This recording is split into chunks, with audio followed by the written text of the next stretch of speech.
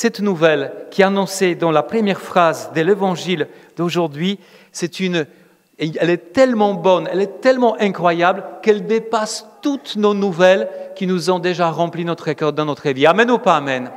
Alors cette phrase dit, restons juste là. Le commencement de la bonne nouvelle, ces mots bonne nouvelle en deux mots, en fait en grec, dans la langue qui est écrit l'évangile, c'est un seul mot, évangélion. C'est pour ça que ça donne évangile en français. Donc la bonne nouvelle. Et ces mots, à l'époque, il y a 2000 ans, la bonne nouvelle, quand on disait la bonne nouvelle, c'était du style pour dire qu'un nouveau empereur, nouveau roi est né, ou bien couronné, ou bien il y a une grande victoire militaire était accomplie.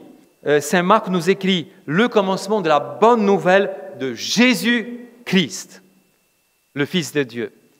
De Jésus. Jésus qui dit en hébreu, Yeshua, qui veut dire, Jésus qui veut dire Dieu sauve. La bonne nouvelle que Dieu vient nous sauver. Il ne reste pas dans son ciel tranquille, sur son nuage peinard, il descend sur la terre pour toi et moi, pour nous sauver, pour me sauver. Mais pas que Jésus, Jésus-Christ. Christos en grec, ça veut dire le oint, le Messie. Le Messie vient. Voici la bonne nouvelle. Il s'appelle Jésus. Et encore, le troisième mot, le Fils de Dieu. C'est-à-dire que ce n'est pas juste un prophète, ce n'est pas juste un homme extraordinaire, rempli de sagesse. C'est Dieu qui se manifeste. Et la parole de Dieu nous dit, en fait, cette vérité que Dieu a un Fils qui s'appelle Jésus, en fait, cette vérité était cachée par Dieu parce que l'humanité n'était pas prête. Mais quand l'humanité était prête, en fait, Dieu dévoile qu'elle a un Fils qui s'appelle Jésus. Voilà la bonne nouvelle. Amen ou pas amen? Amen. Donc, c'est pourquoi quand on dit « Voici la bonne nouvelle de Jésus, le Christ, le Fils de Dieu », c'est une nouvelle extraordinaire, c'est une nouvelle incroyable et c'est une nouvelle, on peut dire la nouvelle. On peut avoir beaucoup de bonnes nouvelles, j'espère que vous avez des bonnes nouvelles dans votre vie, pas que des mauvaises, mais cette nouvelle-là, elle dépasse nos nouvelles. Elle est bonne nouvelle, elle est par-dessus tout parce qu'on reçoit la vie nouvelle. Amen ou pas amen? Amen. Eh bien, avec le temps, on oublie tout petit peu. On s'endort. Eh bien, c'est pourquoi, pendant l'Avent, il y a deux choses que Dieu nous demande de faire, qui se trouvent encore dans la parole de Dieu aujourd'hui. La première chose que Dieu nous demande de faire, c'est préparer le chemin du Seigneur. Parfois, on a vécu des choses incroyables dans notre vie, on oublie, on se laisse aller. Le Seigneur nous dit, reviens sur ta vie, réfléchis sur ta vie, sur la route de ta vie, et si tu vois que ça tourne un peu trop ces derniers temps, redresse, décide de rouler tout droit, reviens à l'essentiel, reviens à Dieu, reviens à la grâce de Dieu, va te confesser.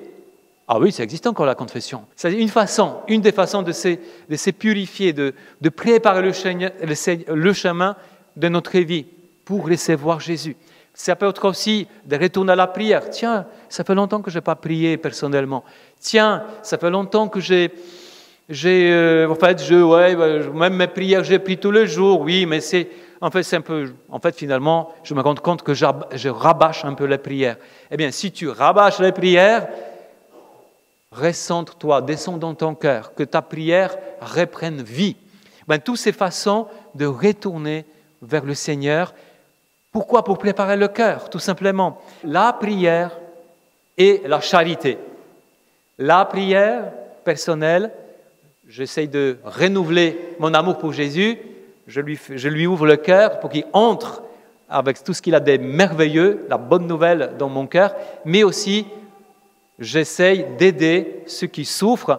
Nous avons dans notre assemblée, notamment pendant ces temps de l'Avent, nous aidons ici concrètement dans cette église, dans cette paroisse, notre mission à Anajas au Brésil, en Amazonie, un des lieux les plus pauvres au monde, ainsi que le Liban, les urgences Liban, il y a d'autres choses, mais parfois on cherche loin, alors il y a des choses qui se passent devant moi, devant mes yeux.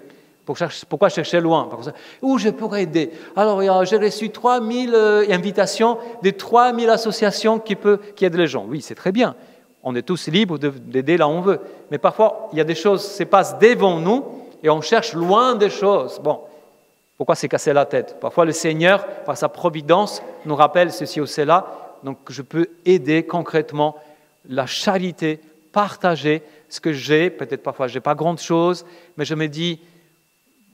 Vous savez, quand j'étudiais à Rome pendant 3 ans, et j'ai fréquenté, j'ai côtoyé les gens qui venaient de l'Inde, des chrétiens, des frères et aussi des sœurs, qui s'est préparé, le frère s'est préparé pour devenir prêtre, et les sœurs c'était déjà des sœurs religieuses.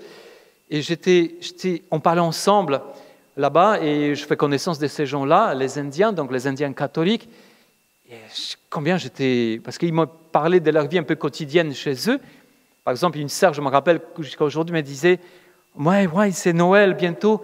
Moi, ça me fait penser à ma maman qui est dans un village en Inde et qui ne peut pas s'empêcher d'aider les autres. » Moi, je dis « Ben oui, ta maman, forcément, elle est bien importante dans la vie. » Elle m'a dit « Non, en fait, nous avons l'habitude dans nos familles, quand on reçoit quelque chose, automatiquement, la moitié de ce qu'on reçoit, on donne aux autres. » Moi, je dis, ça veut dire, non, ça va, ça veut dire que votre famille va bien. Non, notre famille est pauvre comme tout le monde. Mais quand on reçoit un cadeau, par exemple, là, un sac du riz de 10 kilos, 5 kilos, concrètement, est distribué tout de suite aux autres gens qui ont besoin. Franchement, ça m'a fait réfléchir.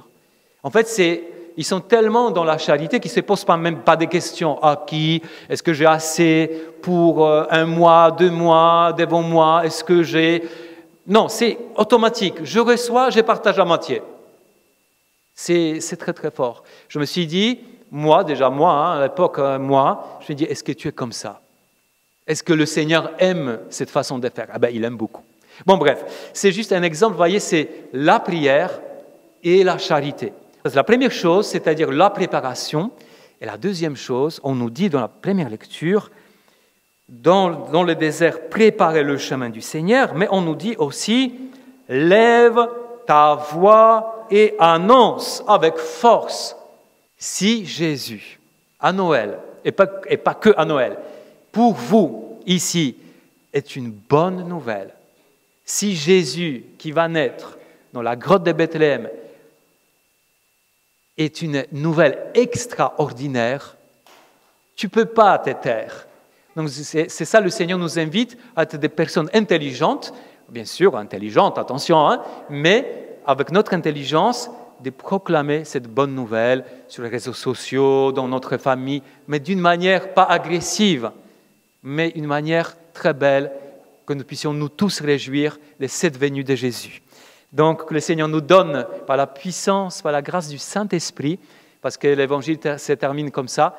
Moi, je vous baptise avec de l'eau, dit Jean le Baptiste. Mais c'est lui qui est plus fort que moi. Viens, il va vous baptiser dans le Saint-Esprit. Que le Saint-Esprit que nous avons reçu au jour du baptême, aussi la confirmation, que nous recevons à chaque fois que nous communions au corps du Christ, que le Saint-Esprit qui est là quand nous prions Dieu, que le Saint-Esprit puisse nous aider à proclamer, nous préparer et à proclamer que Jésus, c'est la bonne nouvelle qui est destinée à notre vie. Amen ou pas amen?